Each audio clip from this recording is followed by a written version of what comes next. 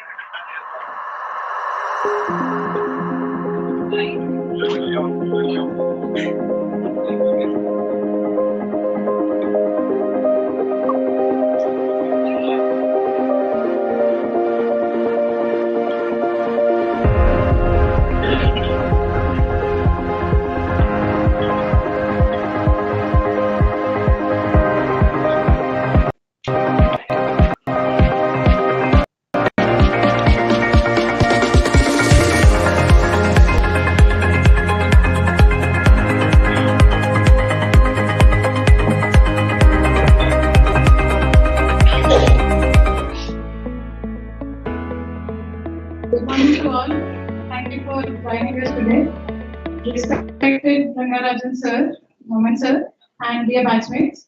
A very warm good morning to all of you. We are very delighted and excited to welcome you all to the annual Flagship Business Summit of IIFT Kolkata. Theme for Vivaan this year is India Travels to 2047.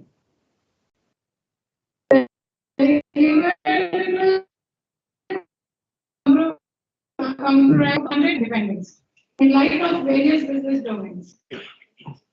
We would like to kickstart the inviting Dr. Rangarajan sir and Dr. Raman sir for taking over.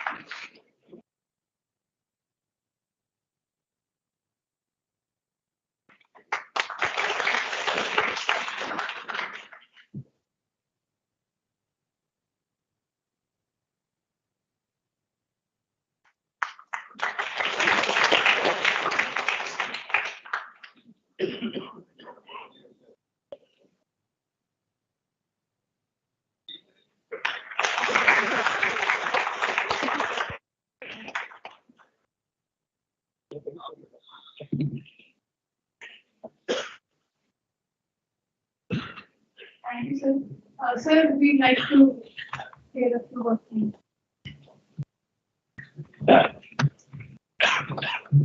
Good morning to all of you. Nice to see you in a different kind of a setup. spirits in conducting this Vivaan. IIFT, in fact, I am a witness to the beginning of business summit of IIFT. Way back in early 2000, we used to have trade winds. It was a simple, started with a humble beginning. We had an essay competition or something like that across the three schools. But that is how it all has started. Then it has started growing in size in the trade wind format. It has become a bigger event of a day. Then it has increased to 2 days. You can see the way in which it has grown. The same way when we started in Calcutta, once we started stabilizing ourselves, the same humble beginning where the IMF has started having a separate event for Calcutta, which is named as Vivaan. Earlier, since we were not having campus, we used to hold it in hotels. We used to feel really low about it also because the speakers who come, they want to always feel the campus. That is more important when it comes to these kind of business summits. Wherein the corporates who will come, they want to see the campus and the students and the way in which they put themselves up. And also they want to exchange some of those contemporary ideas. That is how we started, and of course, since 2015, we started having it in our own campus and this auditorium. Every year, we try to match with some of the contemporary thinking so that it helps the corporates and the business thinkers can come and share some of their views as to what do they foresee. Similarly, this year, I think since India is moving from point to point, pillar to post, and moving upwards in different dimensions, and the thinking now is, earlier I still remember we used to talk about 2025 and then 2035, now we have gone ahead with 2047. So what do we expect? The expectations are becoming more challenging, though earlier the expectation is more about pushing the technology and try to achieve some kind of economic prosperity and give growth to business, etc. But now of late you may be seeing that there are so many challenges which are hampering this. It's not about your technological innovations. It's more about how well it is being put to use. How well it is being put to use for the business. How well it is being put to use for the society. How badly it is being put to use against each other. These are becoming challenges. So probably the kind of unrest what you witness across the globe, technology is also playing an important part over there. At the same time, the economies which are showing some kind of green shoots and growth post-pandemic, they are putting the best use of technology, and India is one among such nations. And that may be one of the reasons why now we have gained a lot of respect across the different countries. So probably, I think this Vivaan focus is more important for especially you people, because you are going to be part and parcel of executing some of these issues when you get on to your corporate life. So probably preparing yourself. In order to prepare yourself, the way in which the others think the future is going to be, etc., may help you put your talents to the best use. That is one of the significance of this business summit, apart from the other soft factors which are going to be there, definitely. How do we organize it, and the way in which we put up ourselves, because we show different phases. One of the best phases is a professional phase, how to put up your professional phase. And to showcase the talents of IIFT. That is also one of the important objective of these kind of business summits. And I'm quite sure that you people will be able to achieve those objectives. And also, uh, I should thank all the club coordinators and clubs apart from the IMF, the way in which they worked to put up this agenda and bring the speakers, etc. Right, and definitely, I think these things will pay you in the long run also. The kind of troubles, whatever you have taken, because always we say in business the resources are constraints, and always you try to use the available resource. Right. The same thing what you people might have done. The best of your abilities, capabilities within the available resources. I have seen that, especially from Calcutta, these guys always put up a great show. And this time also, I'm sure that this will be an excellent event. And at the end of the day, I think it's a 3-day summit. At the end of the day, we'll be able to celebrate the success of this business 8th summit, 8th edition of Vivaan also. With all the best to all of you, and I hope we'll be able to achieve further heights. Jai Hind. Thank you.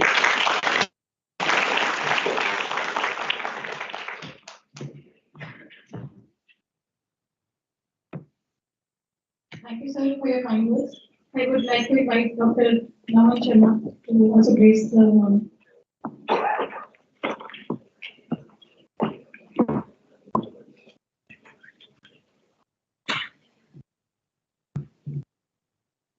Very good morning to all of you. So good to see all of you in formals for a change. First of all, I think I should congratulate all of you because Vivaan 8 has been organized in such a way. Last night I was just checking all the people who have been invited here to talk with all of you, have interaction with all of you, and the panel discussions that have been arranged. I think there is a wonderful list of people, guests who have been invited here. And I'm sure that all of you, especially the first year, would probably get to learn a lot, especially in their early days, which is there in their second trimester, so which is very good. And I must congratulate IMF and all the club coordinators here that despite all the constraints, despite all the difficulties and hurdles, they have been able to come up with such a good line of people to interact with all of you. And this, of course, is the 8th version of Vivaan. Every year, we see a lot of nice faculties, guests who interact with all of you, and the event has been so successful year after year. The last 2 years, obviously, it was happening online, so obviously this time the experience would be even more enriching. So I wish all of you all the very best, and I am sure that the event will be super successful, and we all would learn and enrich our journey, professional journey through this year. Thank you.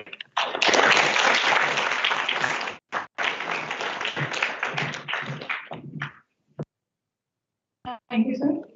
Now it's time to welcome our keynote speaker. I would like to hand over to Karan to welcome, sir.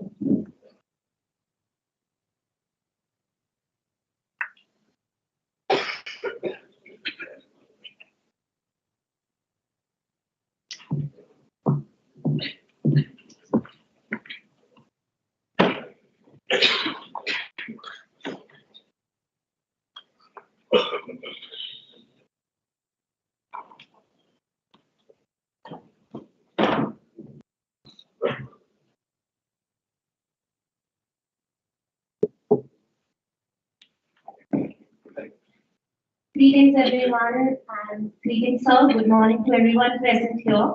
I would like to thank each one of you for joining here for the keynote address of Vivaan, the flagship annual business summit. India travels to 2037. We are honored to have with us Mr. Santosh Reddy, who is from the MBIB batch of 2004 and 6. He is currently the Senior Director at GEP Worldwide and has an experience of more than 15 years. He has also led in delivering realization programs across sectors like life sciences, oil and gas, and retail. By leveraging latest technology and best of minds, Sir has mentored many new leaders and helped clients in overcoming challenges. So your wealth of knowledge across the industries is bound to be useful for us, and we would like to request you to take it from here. Thank you.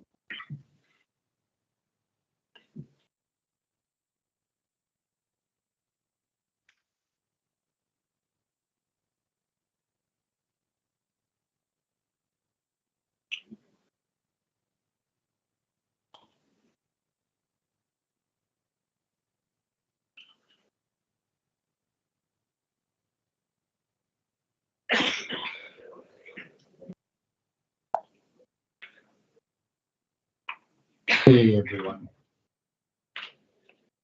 great seeing you all. I apologize, I don't have any presentation, so you'll be stuck seeing my large face on the screen for a while.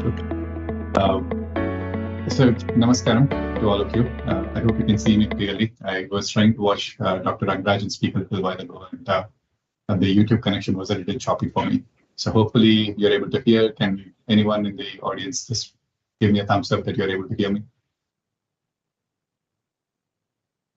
Thank you. That's a lot of thumbs up. Thank you very much. All right. Good morning to all of you. The last time I spoke to IIFT Kolkata was about 2 years back. It's a great pleasure and a great honor for me to be speaking with you all again. As an alumni of IIFT, I'm deeply indebted to IIFT, as well as Dr. Rangarajan and many other professors back in the day when I was a student there for having set me on this path that I'm on right now. Today's topic, the whole purpose of Vivaan 8.0, if I may add, it's a very interesting as well as a very ambitious one. Complicated by the fact that when I was a student at IIFT 15, 17 years ago, and used to attend conferences like you all, exactly sitting with my suit and looking at others presenting, it used to be a great difficulty for me to be able to relate to all the conversations that were happening. And now I'm in a ubiquitous situation where I'm on the other side presenting with a very challenging topic as well at the same time. And I have the challenge to make sure that I'm able to capture your interest and keep you engaged for the next few minutes. So I'll do my best to try and talk about this topic. But at the same time, I've heard Dr. Rangarajan speak about the importance of technology, how India is positioned to grow in this space. I will reduce the focus on speaking on technology itself. What is applicable as a technology today may evolve into being a different technology in the future.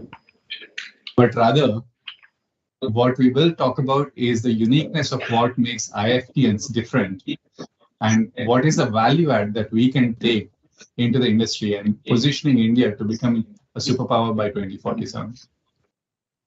Now, in preparing for this session, when Rajat reached out to me and asked me to open up with a keynote session, I imagined I would start off the session talking to you about, welcome to 2047, here's how India would look like. But the reality is, as I think about it, it's a very, very difficult situation for us to think about how the 2047 is going to look like. The more I think of trying to forecast, the more difficult it becomes with the number of variables involved. But the most important observation I'll start off with is the parallels that I would draw, the comparison that I would draw between my generation and your generation. And I'm saying generation here more from the perspective of a Gen X, millennials, and Gen Z, and so on. I was born at a time, so my batch, as it is, plus or minus 2 years from my batch, we were all at the cusp of the Gen X to millennial phase. And by the time liberalization happened in 91, we were all in the age group of 8-10 years. We were seeing India as an economy open up, but we were still young enough not to realize what was happening. We were not mature enough to realize the importance of the changes that were occurring. But we were one of those few, years or batches, going by our terms, that was able to see the evolution as it was happening. And when we finally started reading and studying about it, we were able to grasp the importance and the situation of what happened during that period. But what was important is that the batches who were a few years ahead of us, they were able to actually capitalize on it. Why I'm highlighting this to you is that your generation or your batches, plus or minus a couple of years, you're exactly on that same cusp. You're late millennials to early Gen Y. The kind of technology, the pace at which it's evolving, and all those things are exactly applicable the same way as things were applicable to us. what I faced in 91, as a kid growing up at that time, 10 years old and whatnot. You faced the 2008 recession, and you have already gone through one more with the 2020 dip that happened because of the pandemic. So as we project out and try to look at how 2047 will shape out to be, let's, as business professionals, let's start looking at and try to forecast based on what we have come from or where we have come from. Now, before we venture into the future itself, let's look at what India has achieved since the liberalization, at least. And this may feel like a little bit of one of your economics class being repeated, but bear with me as I'm trying to bring a perspective of something of an outsider now that I've been living outside India for a while. How is India seen from the eyes of the people outside of India? In 91, based on countryeconomy.com, we were the 18th economy in size, 4.5% of the total size of US at that time, at about $275 million. Barely any reserves in our Forex exchange. And we were behind countries like Mexico, South Korea, Australia, and even Iran for that matter. Iran got hit by sanctions, so leaving Iran aside, every other country that I mentioned, including the G7, they continued their pace of progress. We were starting from scratch. Our currency was heavily devalued.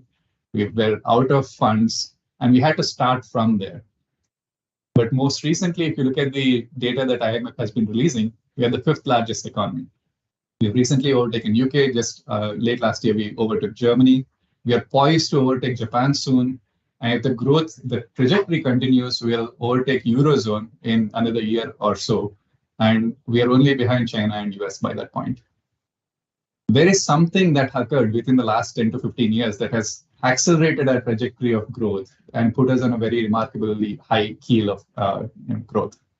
We continue to be one of the top FDI destinations. We became a nuclear nation right under the US route, their surveillance nose.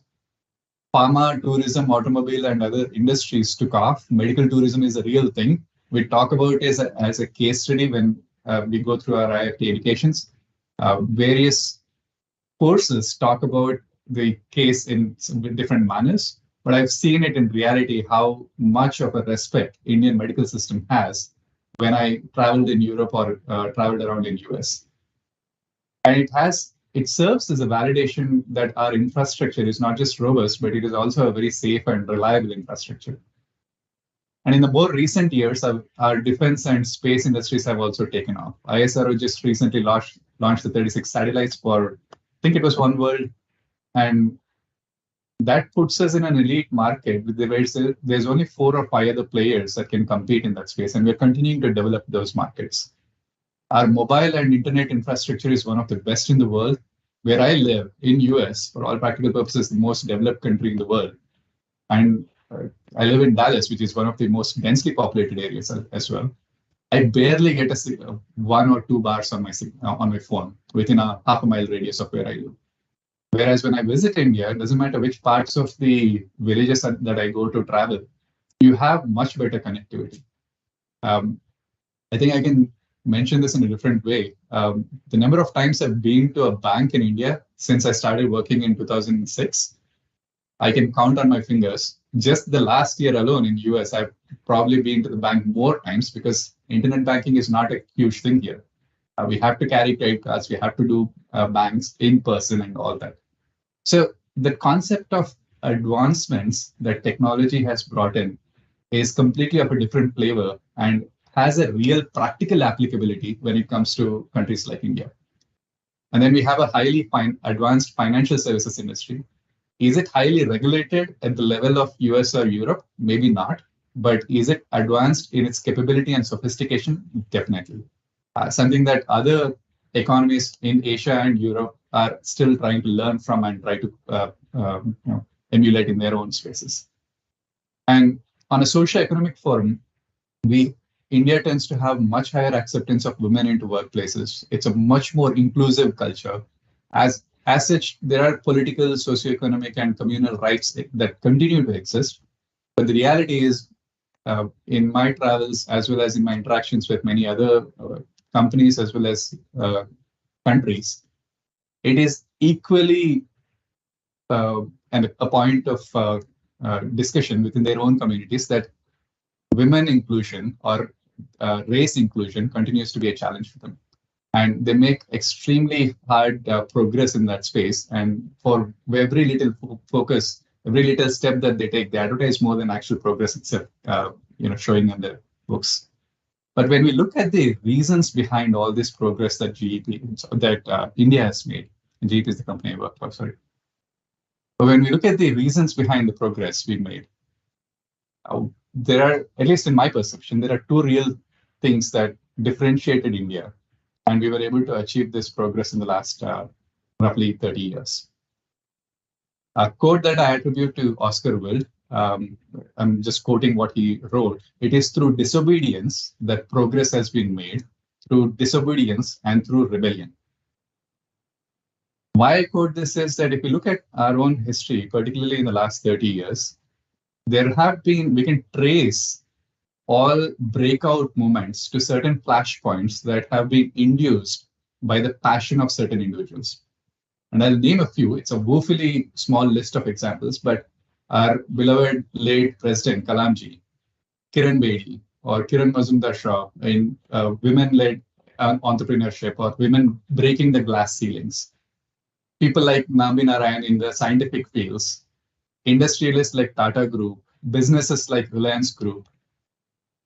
These individuals, however controversial some of the names or businesses that I mentioned are, and there's always conversations around how their practices of business may or may not be always scrupulous.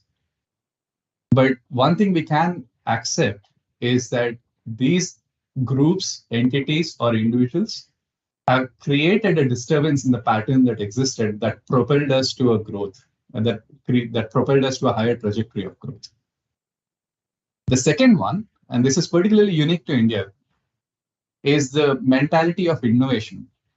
We call it jugaad. There are many other terms that we use. But it is highly ingrained into us throughout our childhood, the let's do it or let's make it happen kind of a mentality. The desire to get our hands dirty and do the work because it needs doing. Someone has to do it. So we just don't look around to see if someone's going to take care of it. We just have a tendency of doing it ourselves. This reduces the stress and dependence on infrastructure or on government doing things for us. We try to take care of it ourselves, and that allowed for progress to happen irrespective of the supporting infrastructure from government existing or not. While this is all great, many other countries have also similarly made progress. The case in point is the tiger economies, for example. What makes India unique at 75 compared to all these other countries who reasonably within the same time span as us gained their independence and at one point were growing much better than us. Right? If we look at these examples, these two unique factors are the things that I feel strongly stand out. And as Indians, if we also consider where have we come from and how have we established our mark on the world, we're no longer content with just doing a job. We're not the labor that is freely available to the global economy to be just taking in probes and filling in some job positions. The new age of Indian employees or entrepreneurs are not looking at earning a living, but rather are looking more at creating a living. And there's a huge difference in those two. You're earning a living because someone else is telling you what to do and you're just doing that like a drone.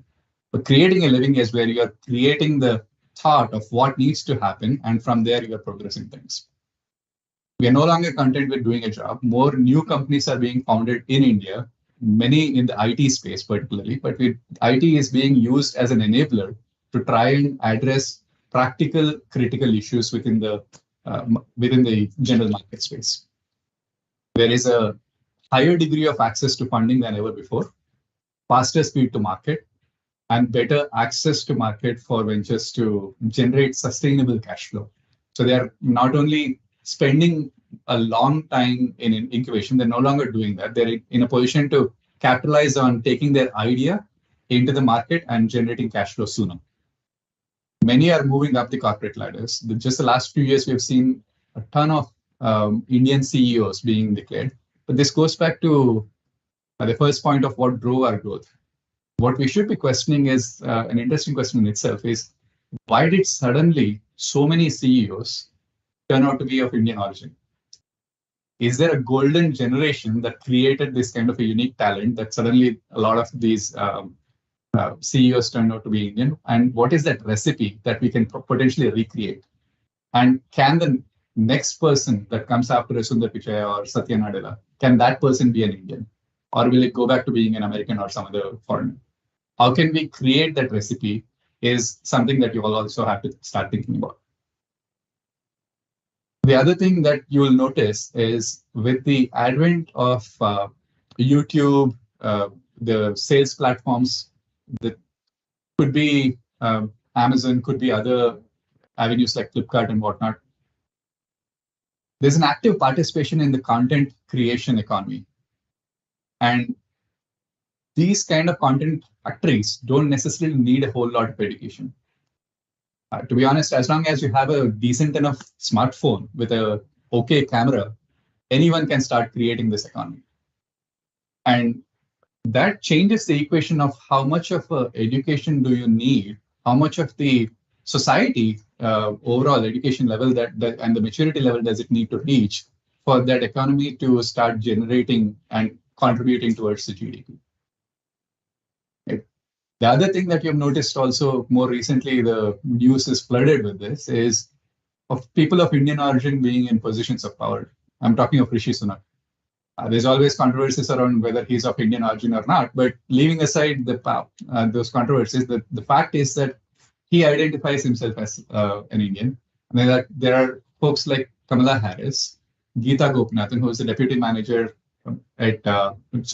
managing director at IMF, and many others in governments and other structures of both US and UK, and across IMF, across the World Bank, and there are many other organizations where Indians are stepping into positions of power and influence. India's dominated the COP, the forum where all the climate-related issues are discussed. There are 26 rounds that have occurred since 1997, I believe. And one thing that has emerged is that India has been looked at as a representative of all the developing nations. We have been developing the partnership with BRICS to counter the trade hegemony of G7.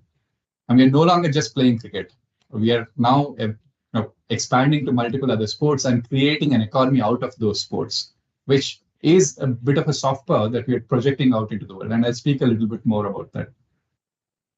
And while India is making a stamp abroad, outside of what all things are occurring today, the current Indian administration in the last 8 years has done something more remarkable as well, which is stronger diplomatic ties with a lot more countries than what we used to, with the exception of some traditional belligerents, our neighboring countries. More involved and engaged diaspora. I belong to the diaspora now, and most of them, I speak for the Indians living outside of India, most of us tend to be in the higher tax brackets within, doesn't matter which country we are living in.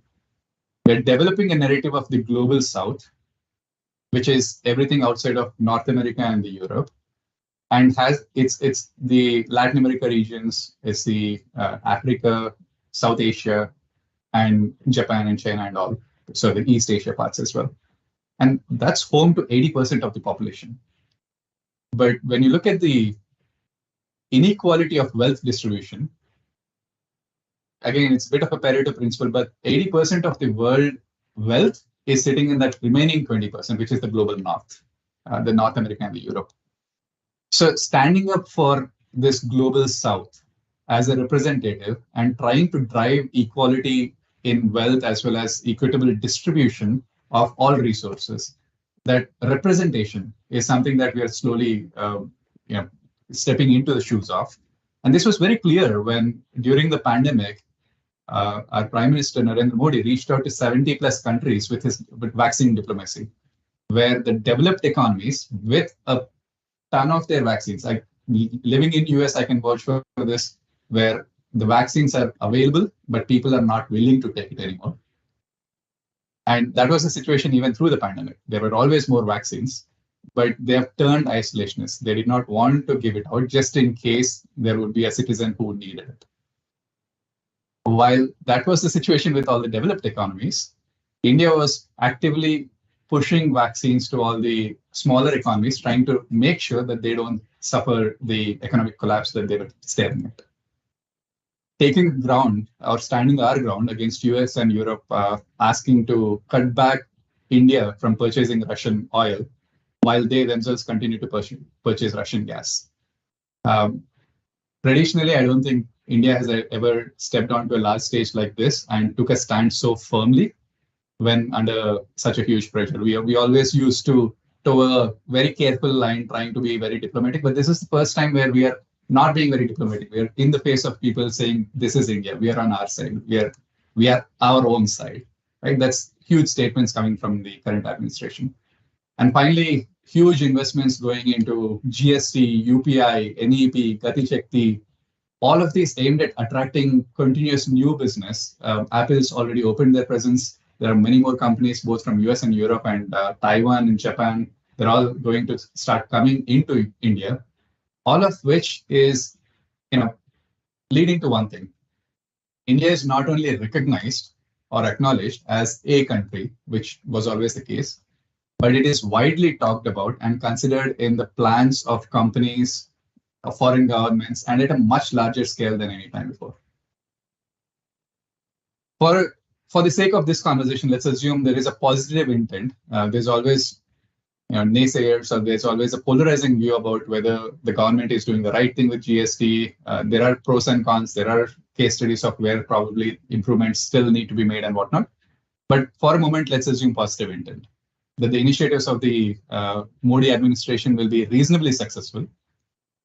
And that's going to define what is in store for us over the next 25 years. Before I start,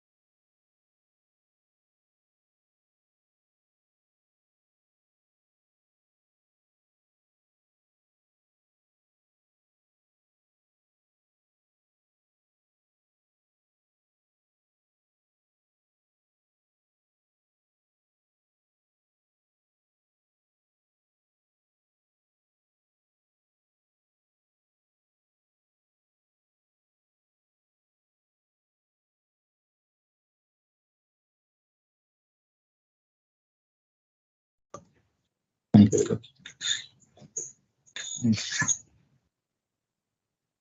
Apologies for that interruption. So I was speaking about innovation, and before I confuse you further with what I was saying, with the development of microcities, what's going to happen is that innovation is going to move to those microcities.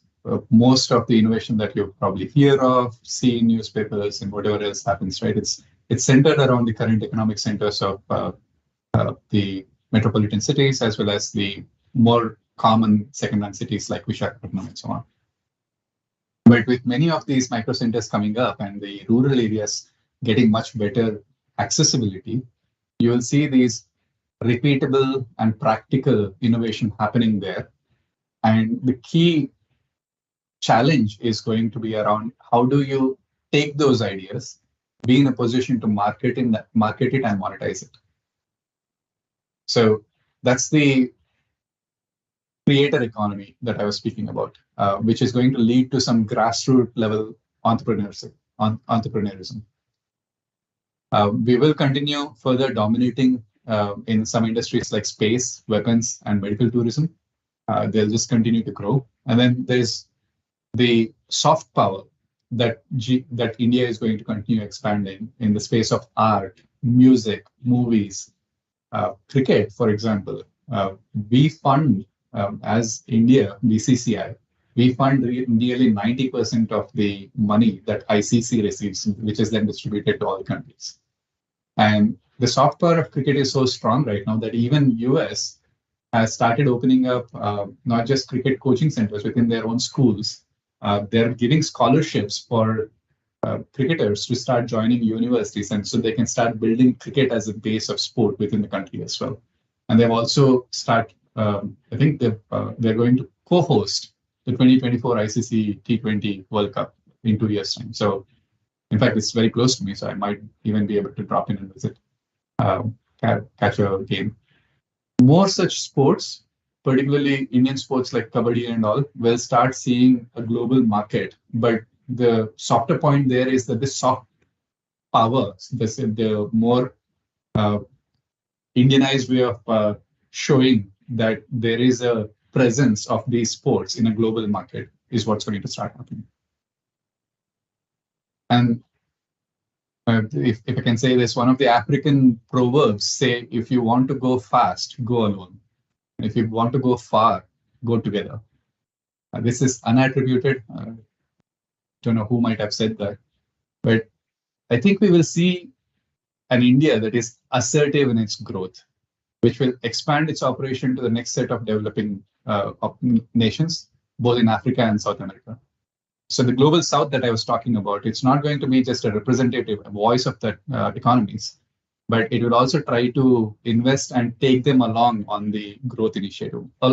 Very much like what China is doing, but unlike China, this will be more of a inclusive mindset, unlike the Belt and Road Initiative, which turned out to be more of a debt trap kind of an initiative. So with that outlook, let's switch focus to what you can expect from all of this growth, all of this trajectory, all of these challenges that India is going to face, and its reflection on the people, and particularly you. What can you, as management professionals, do to be better prepared in shaping this India and achieving both your own dreams as well as shaping India into the country of a dream destination in the next 25 years? So this statement I'm about to say is a copy of a video I saw on LinkedIn. I think it was an HR conference, and the speaker was addressing a question towards the end of the conference. I don't know the name of the speaker. Again, it was not on the video, but he put it very eloquently of the kind of conditions that we are in. Our grandparents' generation was focused on survival. We just received our independence. The economy was in shambles. There were famines and whatnot right before independence, and we were coming off of World War II. So there wasn't much to go by. And for them, right up to the point of 60s and early 70s, they were trying to essentially become food secure and just be able to get food onto the table. Our parents' generation focused on stability, putting a shelter, a firm shelter on our heads and being in a position to give us a comfortable place to be. So food's taken care of, and now shelter is taken care of. And here I'll differentiate my generation to yours. So my generation is focused on quality of life. So we're no longer hooked onto this point of a job for life. We don't like a job, we'll ditch it, move on to something else. But most of this move on to something else is driven by the indicator of a quality of life. If I'm working too long hours, if I'm not happy with my job, if I'm not happy with my manager, those are the kind of reasons why I would look for switching my jobs. What about your generation? That's a question. And excuse me. If we were to use the developed economies as any example, right, to go with, decadence is going to set in. What that means is that life in general will be a lot more comfortable than what it has been for my generation. But with the nature of facilities and amenities that you are going to have access to, you'll also be less focused on your mental and physical health. So imbalances with health concerns will start creeping in, and the quality of life will start deteriorating. So depending on which scale you're going to use, you have an amazing quality of life, and at the same time, you have the worst quality of life. That kind of a decadence is going to set in. The other alternative, which is the more hopeful and the more, the alternative that I would hope for all of you to pursue, is that you're continuing to focus on the quality of life, same as my batches and my generation. But you'll also want to both like your work and find a meaning in it. So you're not just working for the sake of work, you're not just working because you like it, but you find a deeper meaning to why you're doing it. There's a significance to the kind of work that you're doing. And it may not happen as soon as you graduate, but that's the direction that I think you will continue evolving in. So you have the options of decadence or being able to create an environment where you have a higher purpose to why you're working. When you graduate, you'll inherit this kind of a world that will be not very significant than whatever we are facing right now. But as fresh management grads, you will have the onus on you to continue shaping this economy, shaping what we are doing, the approach in which we are doing, and further developing India to becoming a much stronger pillar of support and strength for ourselves as well as for all the economies that bank on us. And there are a few things that you can do to help yourself get established quickly in this kind of environment and be of practical applicability and be available to whichever company that you end up working with or whichever career path you choose. And if you, in case you want to, at some point, either immediately or in the future, turn entrepreneurial, you also have this deeply rooted value system by then that you're able to easily apply and start imbibing into your own teams by that point. The first thing, and if Dr. Rangarajan is still there, he probably hate me for this. But the very first thing is be prepared to unlearn. Management education, as well as all the schooling system, the 14 plus years of schooling system that we have gone through, engineering or any other courses that we have gone through, they're all theoretically great. And the Indian education system right now focuses so heavily on theory that the moment rubber meets the road and you need to practice in the variables that are beyond your control, some of these theories don't necessarily apply immediately. After the challenge is surpassed, when you look back, you can theoretically then apply and say, yes, this is how it could have worked. But hindsight's 2020, your forecast is where it matters. So how does it mean? Or what do I mean? Is it irrelevant? All your studies are not of any use? That's not the case. You will still be applying the 4 Ps, but you have to change the context of how do you see marketing apply in the world of Amazon and Flipkart, where people are not even going to the shops anymore. Students of finance and supply chain particularly should be on their toes stepping into this economy just because of the lessons that we have learned in the last 2 years. So much as one of the critical advantages that we as IIFTians have is our understanding of supply chain.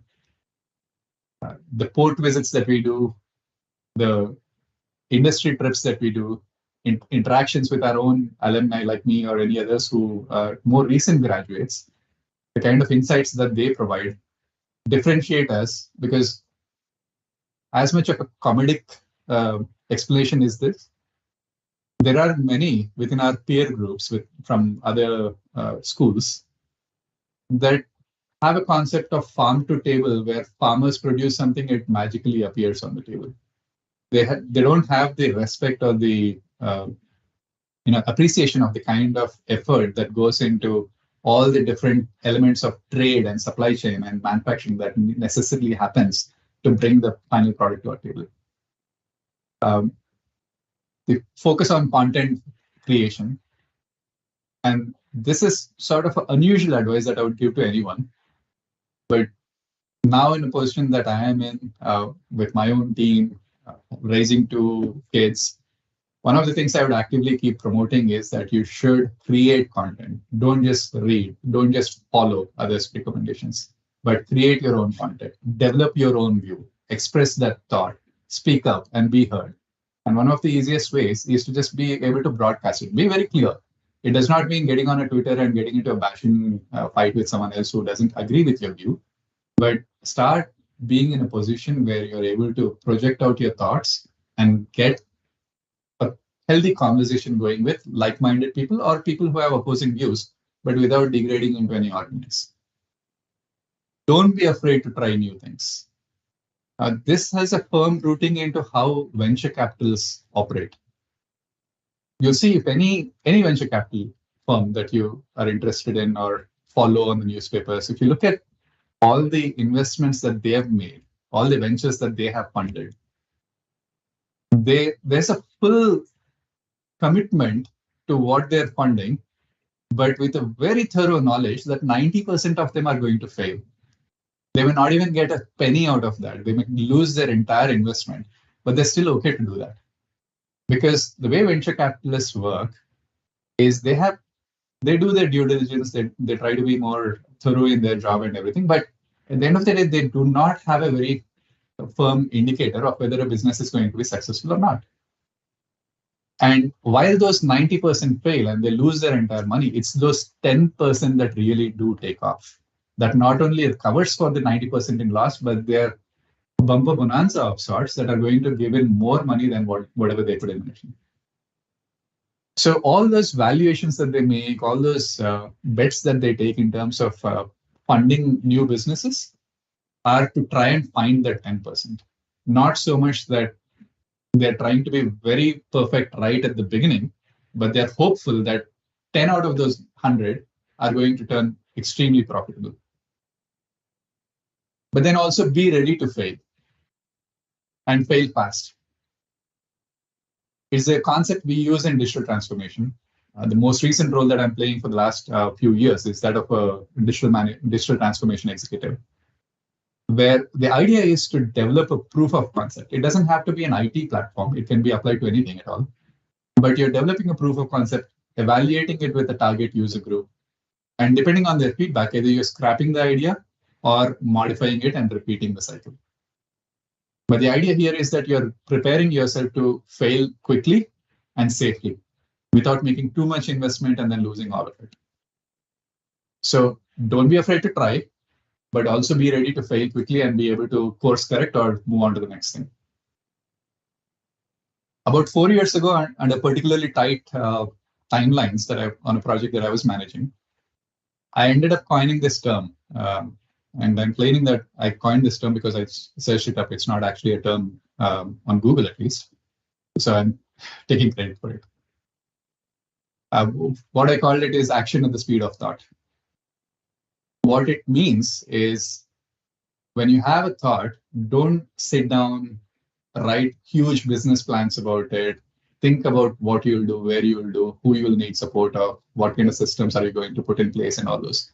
It's needed, trust me, you will need to do that. But going back into the previous step of fail fast, you need to first take off. You need to start getting into the habit of being able to do something with it. And then you'll actually realize why and what the business plan would look like.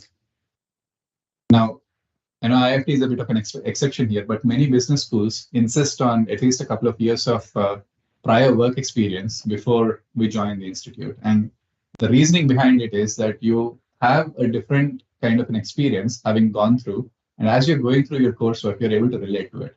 It's a little highly overrated.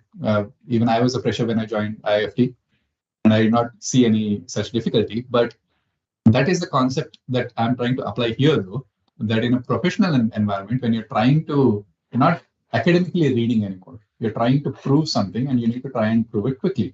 So action at the speed of thought is more about being more reflexive in your action, being more flexible and being able to try new things and move quickly.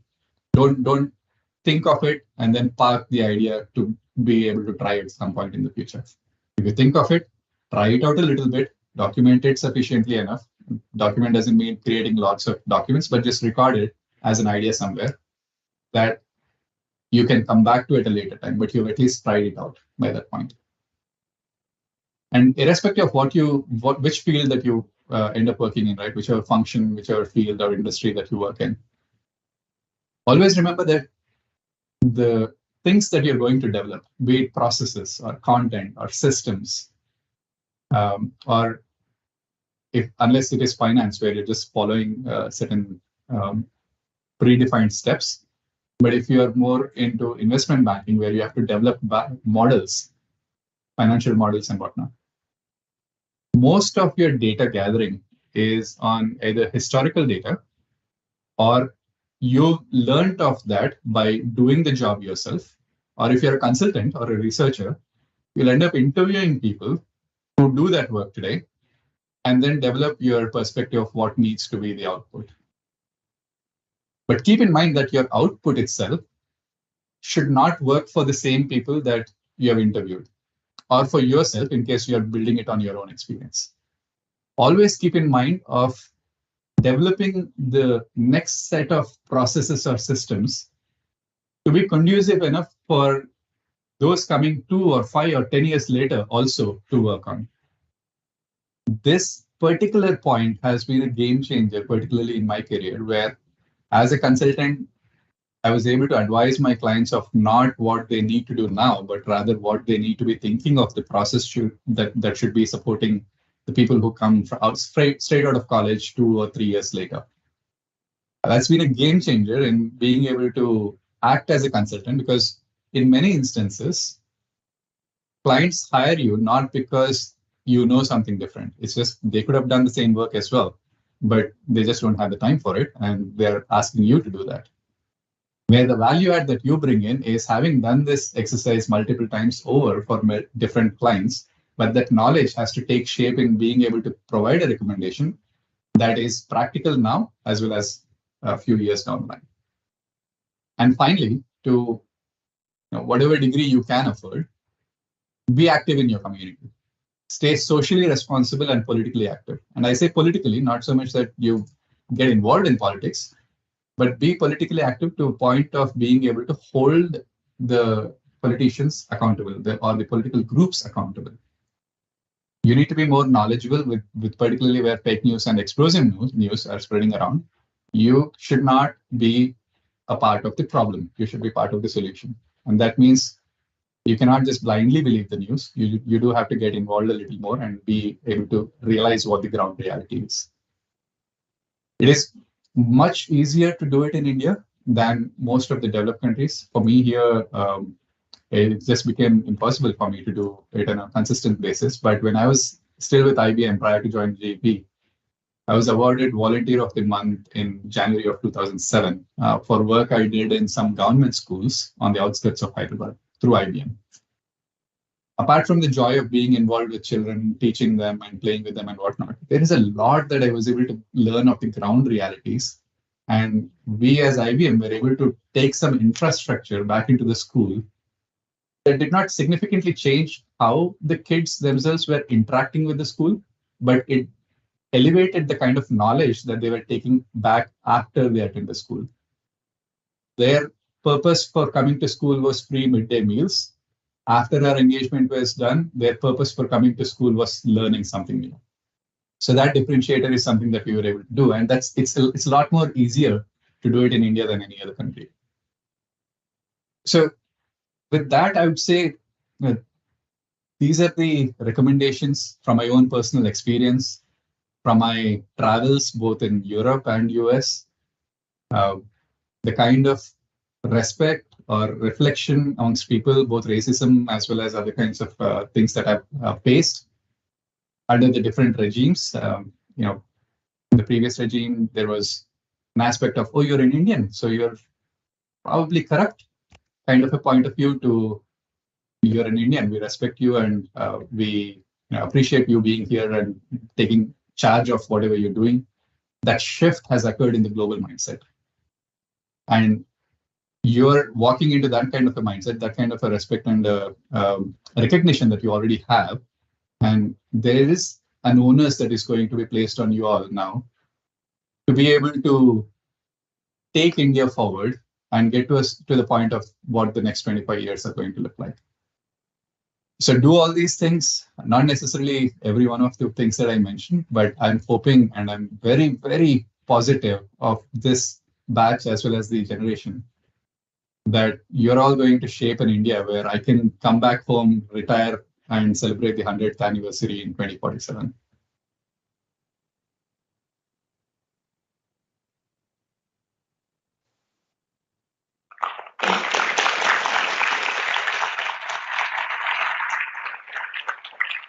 Right, Rajat, depending on time, I think I can take a few questions as well. Yes, sir. We can ask the students if they have any questions.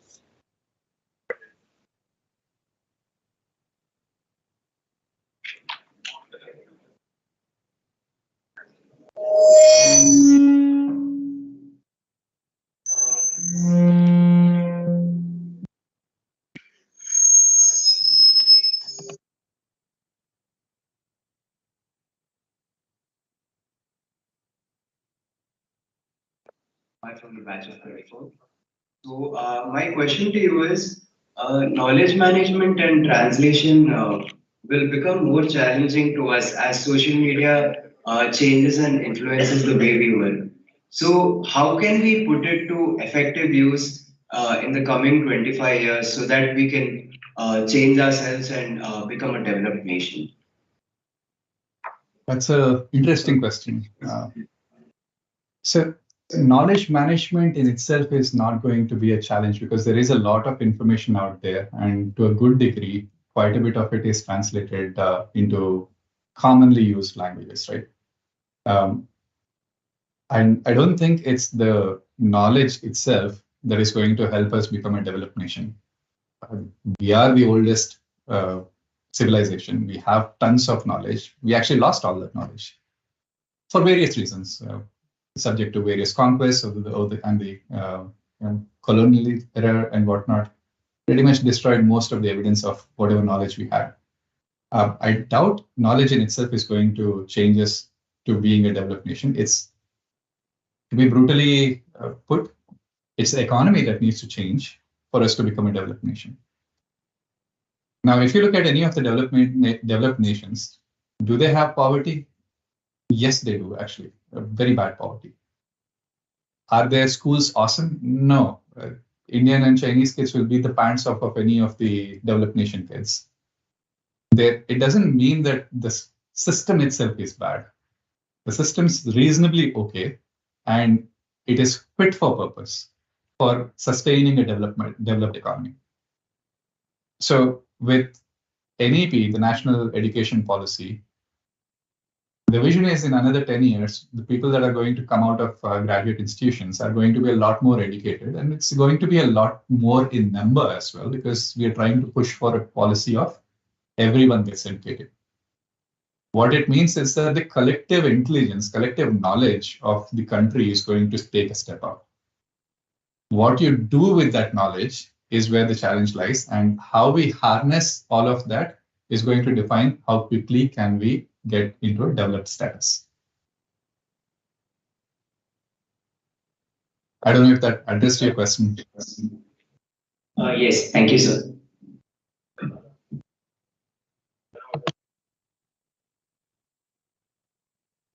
Thanks, sir. I'm Kana Sharma from the batch of 24. I could hear you. Could hear you.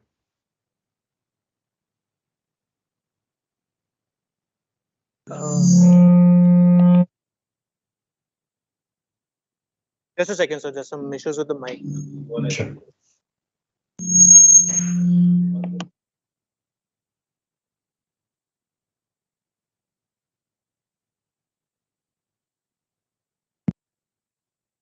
I'm Kana.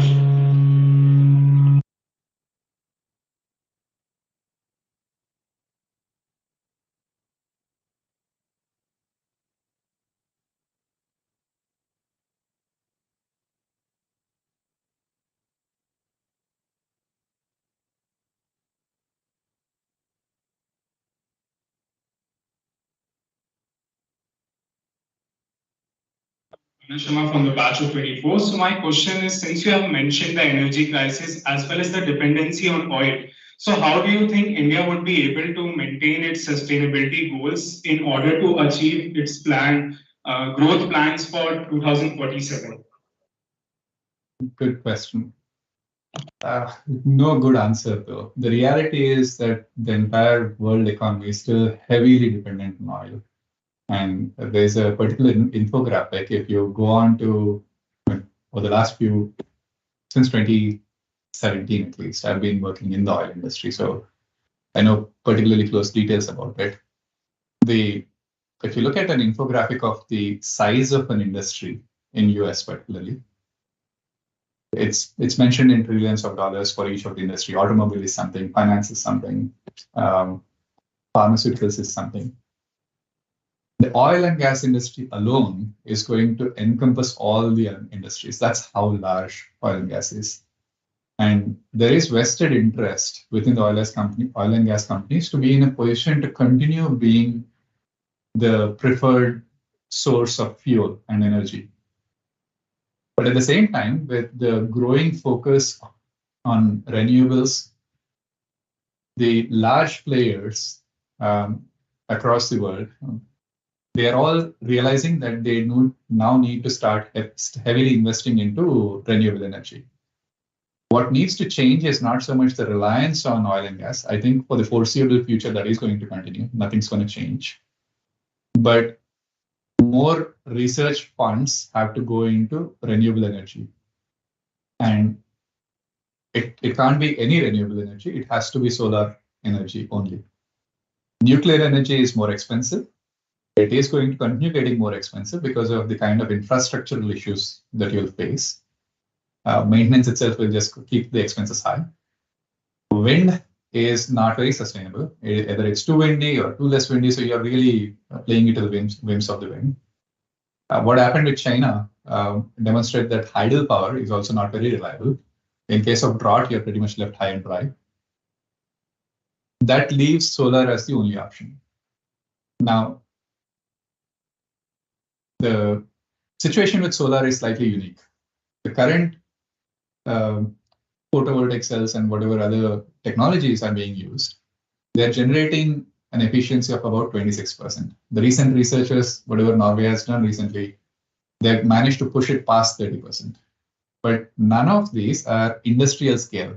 Can we get enough supply now to be able to replace an entire city? Forget a country, but an entire city with solar generated power? No, we're nowhere close. We can't even do that for an entire community at one go.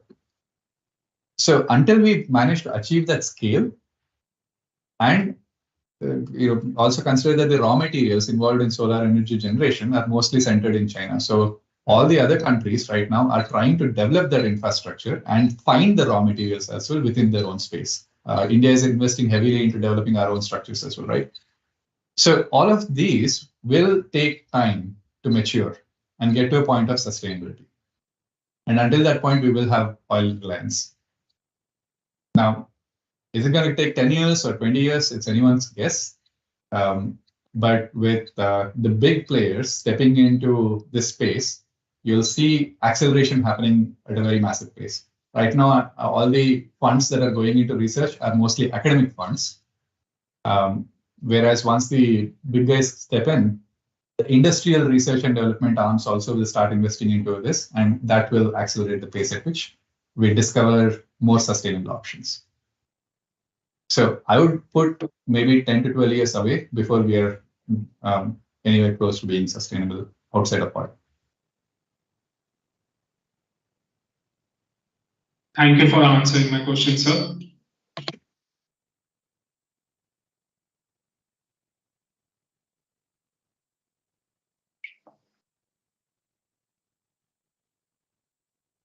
Good morning, sir. I am Aparna Ranjit from the batch of 24. So my question was, we've been seeing a dramatic increase in the number of external policymakers in the policymaking domain of India. So I was wondering if you thought that India was following the US model, where we have a huge number of external consultants in the pole positions of policymaking.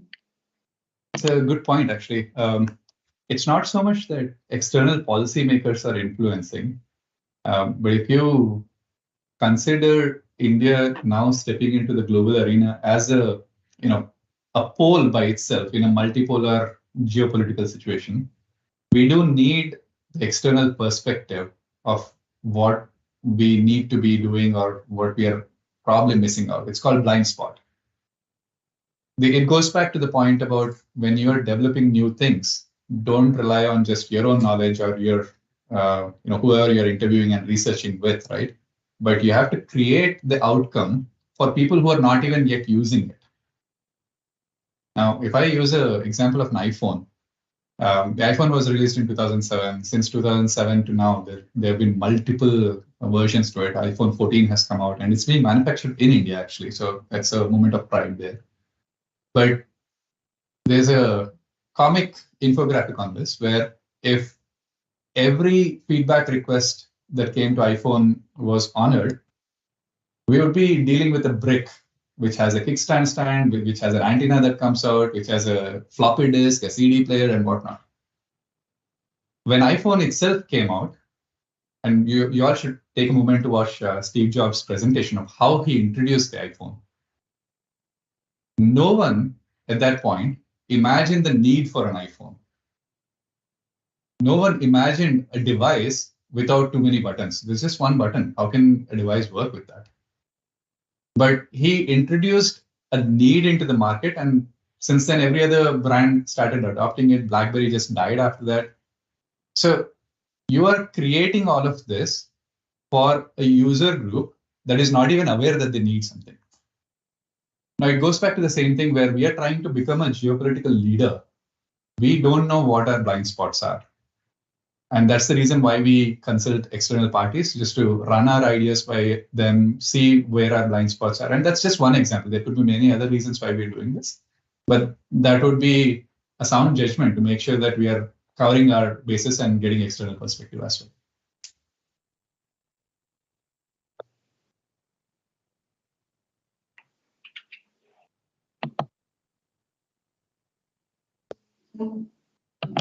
Welcome.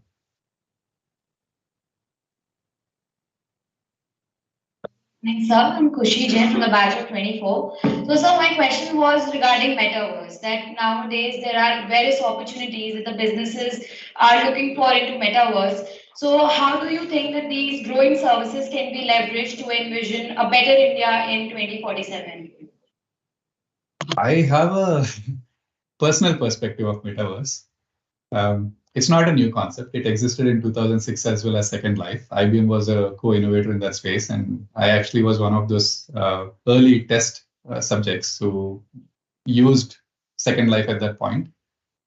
And it neither gives you the thrill of using the system, nor serves the purpose of using it. And I've used Metaverse also more recently to attend a conference.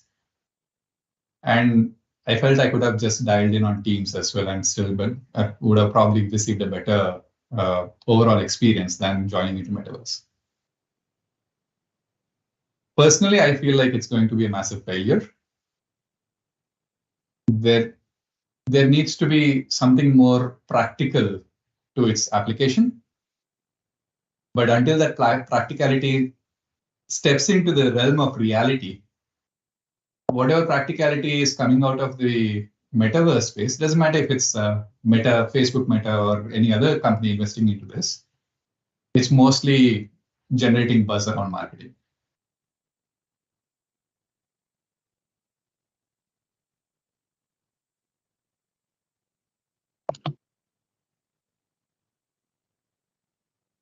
Good morning, sir. I'm Kalyana Aditya from the batch of 24. The consulting industry has been growing a lot by 30% year on year, and it is becoming a $11.5 billion market. So how do you see the big and small consulting firms positioning and marketing themselves, leveraging the rapid technological advancements that are taking place? So interesting questions. In my position, I partner with consulting firms like KPMG, PwC, occasionally have conversations with upcoming companies as well, who were just startups a year ago and whatnot. And it's no longer, so consulting is no longer a very unique or a niche space. You would see A.T. Kearney stepping into technology. You would see McKinsey having a technology arm. Every company that used to promote themselves as a very strong strategic consulting focus have now a technology arm. It's not so much there's two parts to your question. One is how do companies advertise themselves and get recognized and earn business, but use technology in doing so. It's my personal view again. For companies to be able to use technology as a leverage to say we are able to use the technology and accelerate the value delivery to the clients, not every company is positioned to do that.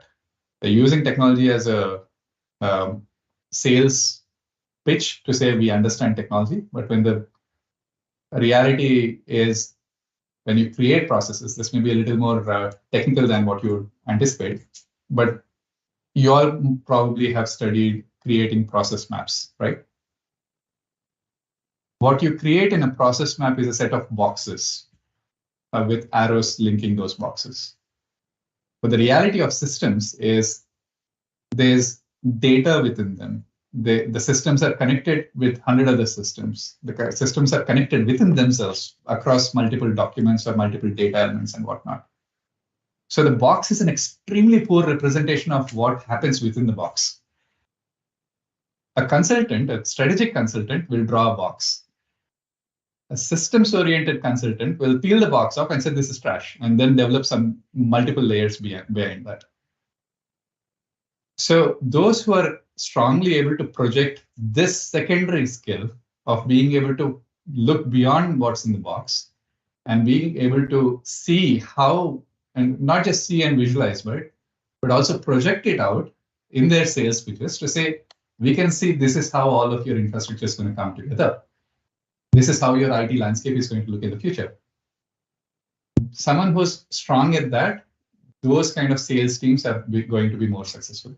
I'm not saying companies here, it's really down to the individuals who are selling. So it could be any of the companies, right? But if the individual who's selling is able to demonstrate that view and picture an image in the air and let the client see that image, that team's going to get the business. Thank you so much, sir. You're welcome.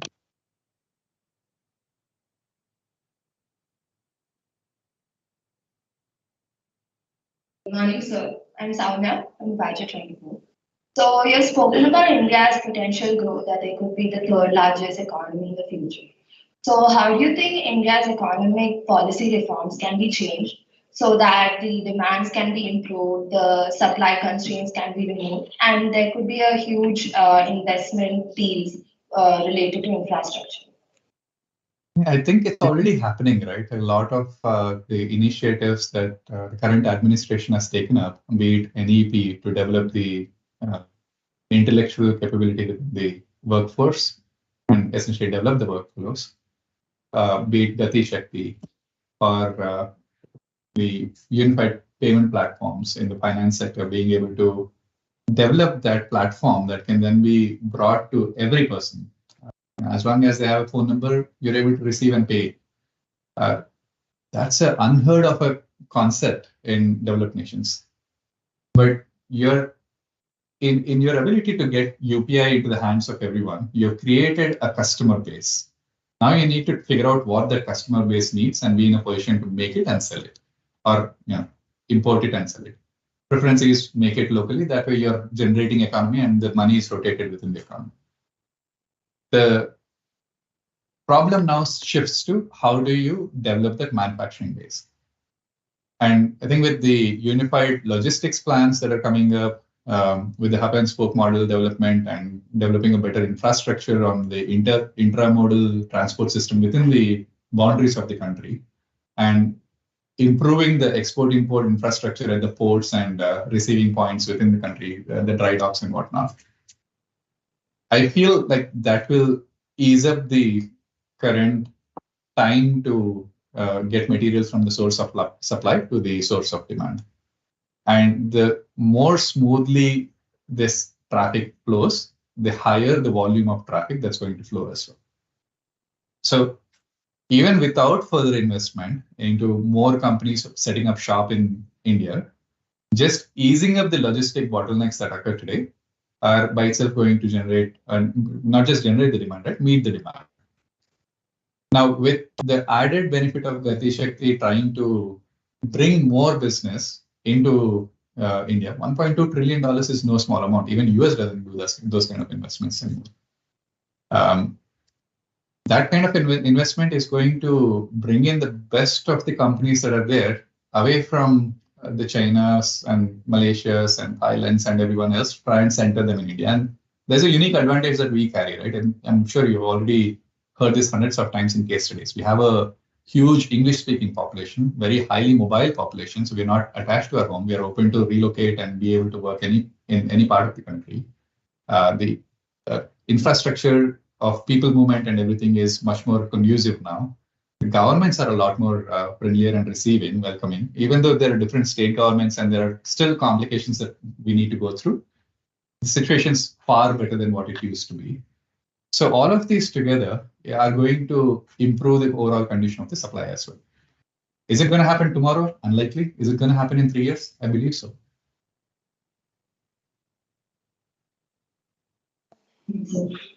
Welcome.